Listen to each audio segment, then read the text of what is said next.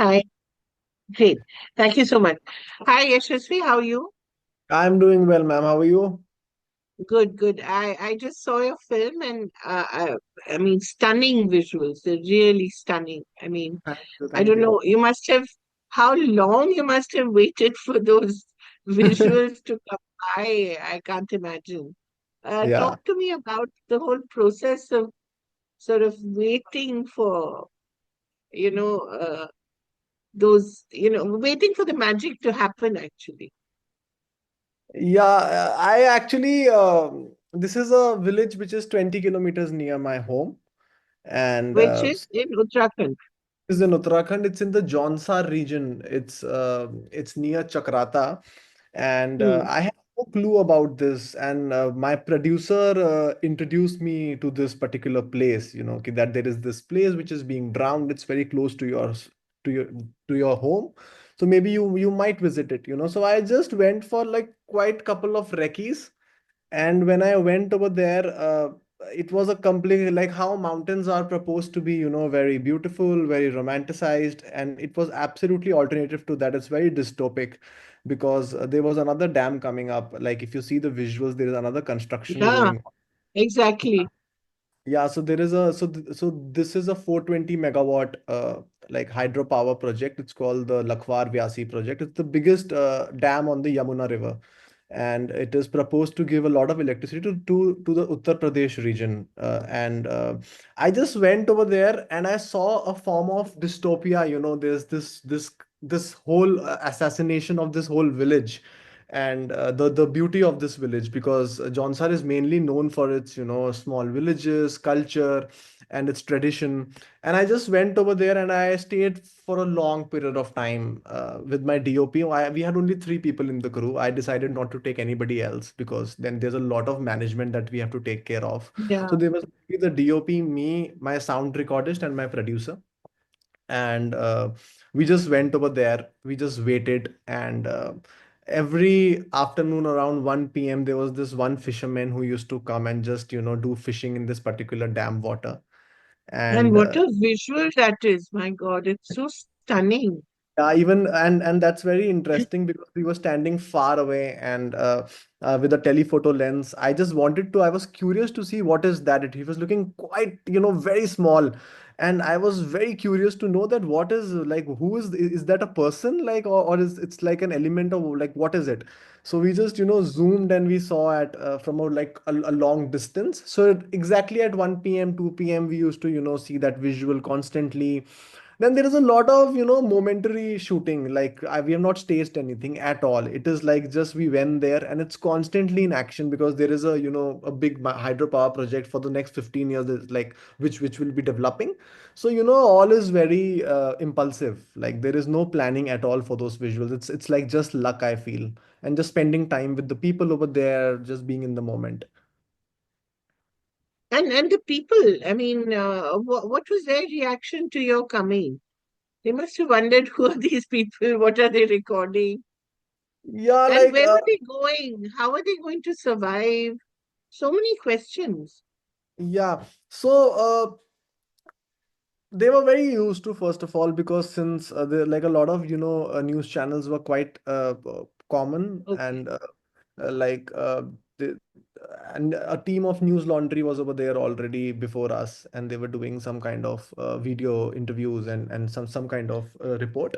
But they were not, they were very used to that particular, because when the two so what actually happened, just to give a context, it's a 70-year-old protest that has been happening. In 1972, the dam was proposed, and there was a land acquisition agreement between the villagers and the dam authorities that they will give zameen ke badle zameen. They will like वो पूरे गांव को बसाएंगे एक पूरा जमीन दे के पास में, ताकि गांव का कल्चर बचा रहे. Then 2013 में in a cabinet meeting the government backed off, and then they gave monetary benefits to them instead of land. And then this protest went on till 2020, and then suddenly on April 2020 they just proposed that you leave the place. There was a notice, and in within 48 hours all the villagers, 70 families, have to evacuate the place with their all the material with their whole like farms, their own Their material, lives. their Yeah. lives. Absolutely. Within 2 days, there was a complete assassination of the whole village Lohari. And that What is was when the the name of the village? Gohari. Lohari, yeah, the Lohari. name is Lohari, and it's a majority of farmers over there. A lot of people were in government jobs and they left the village quite early. Uttarakhand is known for its migration, like there's a Yeah, lot of absolutely. And that, the women remain and they do yeah, most of yeah, the farming. absolutely. Absolutely. So this place luckily had a lot of farmers already staying there. So it was not a ghost village. It was a village with full good density of families, and so they were quite used to all these interviewers constantly coming in those 2 days. When they Right.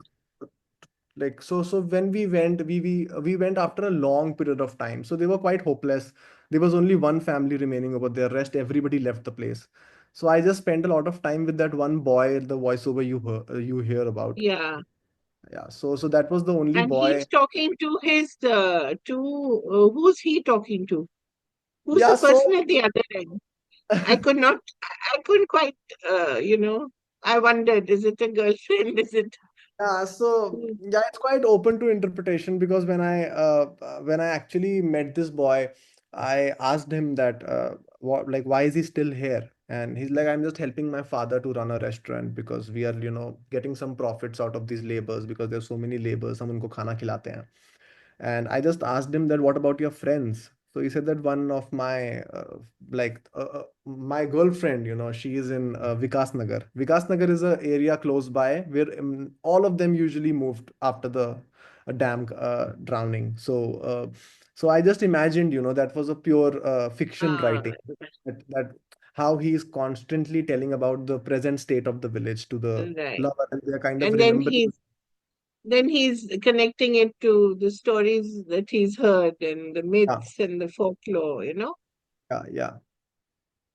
That one visual from the branches of the trees when you see the dam at night, my God, it's unreal. Yes. It looks like some sort of, I don't know, what spectacle I can't imagine. And the other is, I think, the visual of the fisherman. It's an Yeah. amazing visual.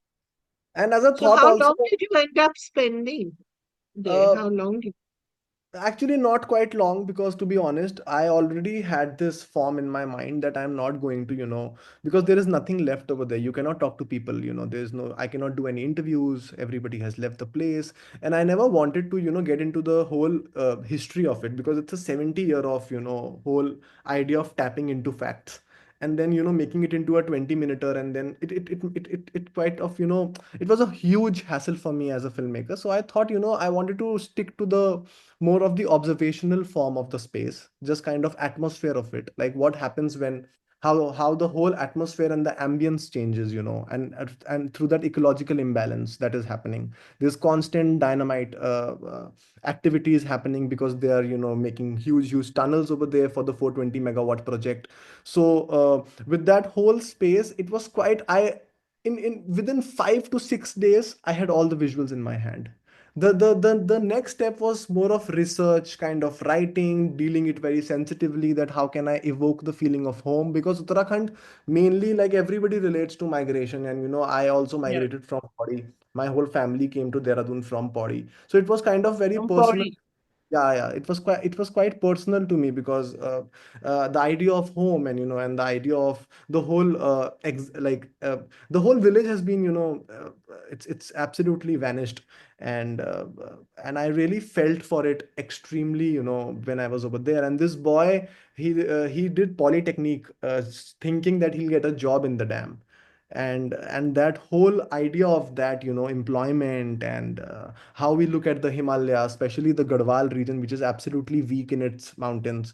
So, Yeah, the visual was not that a big deal. The main deal was the conversation that the girl and the boy will have in terms of, yeah, yeah, tackling the Johnsari culture, the history of it, how the it's more than the place. It's more a death of a culture. Like how they, they have their own idea of Diwali. They have their own idea of all the festivals, and they follow the yeah. Pandava culture. They call them the descendants Right. of. So they have this huge 18 days of Diwali ritual that they do the dhol damao, and then there is the god possessing bodies in the rituals, and then they telling the villagers what to do. And Jaunsar in itself is one of the most in Uttarakhand. It's one of the most fascinating cultural tribal region, and we've been studying about it since childhood. That how it still functions in polygyandry. Like the women also have more than one husband, and the husband also have more than one wives. So it's quite fascinating to experience that region from their own. And when I went this time, because all the migrant laborers were coming from the north region mainly, so there was a huge influence of Bollywood. Instead of their cultural songs, the Bollywood songs were playing in the restaurant.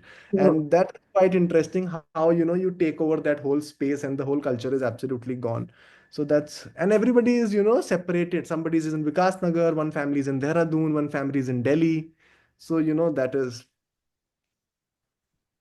So did your family also have to leave, or did you go back to your original home? No, no, we have a complete ghost village. We don't go back to our ancestral home at all after my You too. grandfather. Yeah, me too. Okay. I keep going it. I keep going for my own visit just to experience it as But a place. more as a traveler More as a travel, rather yeah. than, yeah. Yeah. So you could relate to this kind of displacement. Yeah, absolutely. Like for me, it was just the idea of a community and a home, and what happens when you are not left with that. At least, when we all are working, we all work in metropolitan, we all leave our hometowns to work ahead, but at least we have something to look back. We can go in holidays, we can go back, when we feel like going back. But when I think about the people of Lohari, I thought that, nowhere to go back.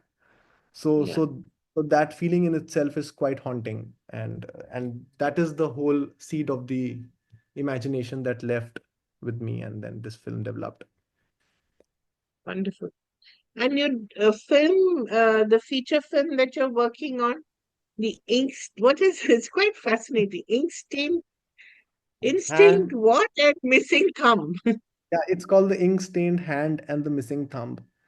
It Ah, is it is also a magical realism setup, and it also, like all of my films usually deal with the idea of migration and home. If you see all of my work, I've done one short film before this that is also on migration, and right. that actually directly deals with the idea of migration. And this particular feature film that I'm making, it is on the life of these highway workers, especially working in a toll booth. And Oh, so the film, the at the heart of this film, there is a toll booth and a toll station in the northern part of the Indian highway. And the film follows story of a migrant worker called Raji, a girl whose world turns upside down when her lover Santosh, another fellow migrant worker, he dies in a tragic truck accident while working at his booth. But 24 hours later, he reappears as a ghost in that same region. So it's a magical oh, realization. And in Uttarakhand, if you just to give you a little hint of it, the idea of supernatural beliefs, yeah, that's ghosts, very that's strong, no? very strong and very casually strong. So I very fascinating that they're not scared of it. So they just accept it as a fact that the ghost is walking besides us when we are going for a grass cutting and when we are coming back. So that whole idea, and then the idea of safety in the whole idea of development, especially in the Indian highways, and how they are stuck between their rural landscape and the bustling metropolitan. So they kind of occupy a space of liminality. Though the film Liminality, Yeah, so the film yeah. is very it's a tribute, on this whole highway setup and this whole landscape, which is very bleak. But yeah,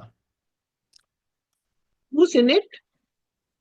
uh, there is like fresh actors. Dheeraj Kumar, who was in Pokhar Ke Dunu Paar, is this another film by Parth Saurabh, and Bhumika Dubey is the actor. And you're Raghav's brother, right? Yeah. Right. So your entire family is in entertainment, or No, only me and my brother. My father and my grandfather were all advocates, lawyers. My mother is a teacher. really?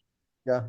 Oh, I wonder what they feel about your choice of vocation, Yeah. No, because but it's so impermanent. No, I mean it's so uncertain rather, not impermanent.